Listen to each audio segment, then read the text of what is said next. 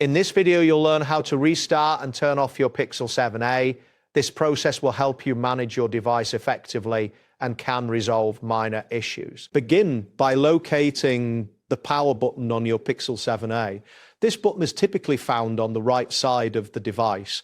Press and hold this button until the power menu appears on the screen.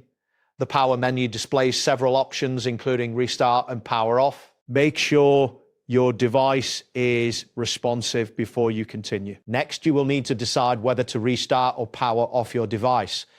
If you wish to reboot the phone, tap on the restart option. Alternatively, if your intention is to turn off the device completely, select power off. If the system prompts you for confirmation, make sure to confirm your choice. The device will begin the selected process immediately, so it is important to wait patiently while it completes this action. Once your device is powered off, you can turn it back on by pressing the power button again. Wait for the Google logo to appear on the screen, indicating that the startup process is underway. This process may take a few moments, so be patient.